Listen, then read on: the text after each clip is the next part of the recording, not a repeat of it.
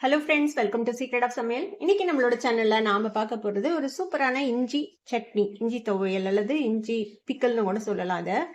இது வந்து ஒரு ஆந்திரா ஸ்பெஷல் இஞ்சி துவையல். இவங்க வந்து பெசரட்டுக்கு அந்த மாதிரி ஐட்டத்துக்கு வச்சு சாப்பிடுவாங்க. இது இட்லி, தோசை, அடை, தயிர் சாதத்துக்கு எல்லாம் கூட ரொம்பவே நல்லா இருக்கும். இதை நீங்க வந்துட்டு ஸ்டோர் பண்ணியே வச்சுக்கலாம். ஃப்ரிட்ஜில் வச்சிட்டிங்கன்னா இது ரொம்ப நாளைக்கு கெட்டு போகாமே இருக்கும். ஒரு மாசம் வரைக்கும் நீங்க வச்சு யூஸ் பண்ணலாம். ரொம்பவே ஹெல்த்தியான ஒரு இஞ்சி துவையல் எப்படி செய்யலாம்னு பார்க்கலாம் வாங்க.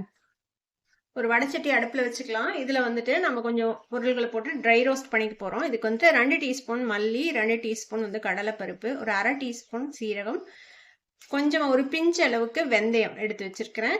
காரத்துக்கு தகுந்த அளவுக்கு வரமிளகா, பெரிய மிளகாய் இருந்தால் ஒரு 5-6 மிளகா போட்டுக்கோங்க. நான் குட்டி குட்டியாக இருக்குது, அதனால ஒரு 10-12 போட்டிருக்கேன். இது எல்லாத்தையும் நம்ம ட்ரை ரோஸ்ட் பண்ணிக்கலாம். இதை மிதமான தீயில வச்சு இந்த மாதிரி வறுத்துக்கோங்க.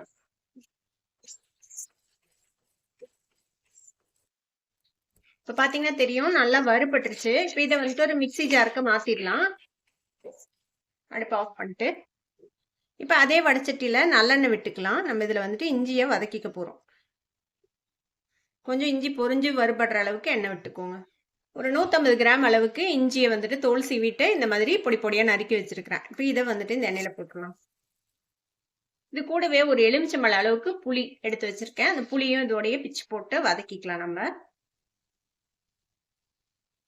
வந்து இஞ்சியோட காரம் நிறைய இருக்கும், அதனால பேலன்ஸ் பண்ற அளவுக்கு நம்ம புளி எல்லாமே போட்டுக்கணும். புளி, வெல்லம் அதெல்லாமே போட போறோம். இப்போ இதை வந்து நல்லா வதக்கிக்கலாம். இந்த இஞ்சியை கொஞ்சம் சுருங்கி வதங்கணும். அது வரைக்கும் இது வந்து நல்லா வதக்கி விட்டுக்கோங்க. இப்போ ஒரு 5 நிமிஷம் நல்லா வதக்கி இருக்கிறோம். இஞ்சியை இந்த மாதிரி நல்லா வறுபடுற அளவுக்கு வதக்கி விட்டுப்போங்க இஞ்சியை, இல்லைன்னா பச்சை வாசனை அடிக்கும், இஞ்சியோட பச்சை வாசனை.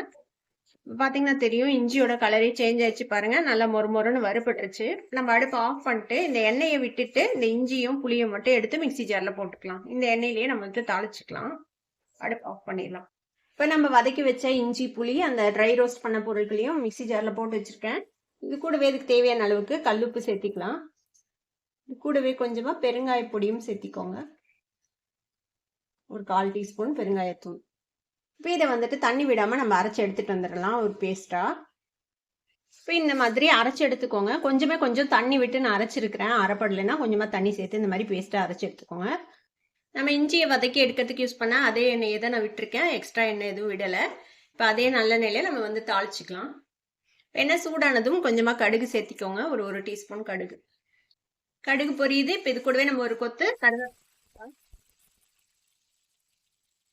கூடவே நம்ம அரைச்சி வச்சிருக்கிற இந்த இஞ்சி விழுது சேர்த்துக்கோங்க. இது கூடவே ஒரு டேபிள் ஸ்பூன் அளவுக்கு வெல்லம் சேர்த்திக்கோங்க. உப்பு ஆல்ரெடி சேர்த்திட்டோம் அரைக்கும் போது. உப்பு செக் பண்ணிட்டு தேவைப்பட்டா எனக்கு கொஞ்சம் சேர்த்துக்கலாம். இதுல நல்லா வதக்கி விடணும். ஒரு 5 நிமிஷம் இந்த எண்ணெயிலேயே நல்லா வதங்கணும். இது இன்னும் கொஞ்சம் உப்பு சேர்த்திக்கலாம். உப்பு கொஞ்சம் பத்தலை. இந்த ஸ்டேஜ்ல உங்களுக்கு உப்பு காரம் எது பத்தலைனாலும் கொஞ்சம் சேர்த்திக்கலாம்.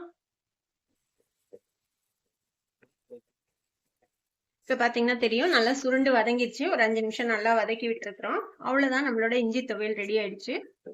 இதை வந்துட்டு நீங்கள் ஒரு டப்பாவில் போட்டு ஃப்ரிட்ஜில் வச்சு ஸ்டோர் பண்ணிக்கலாம். இது 1 மாதம் கூட நல்லா இருக்கும், ஒன்றும் ஆகாது.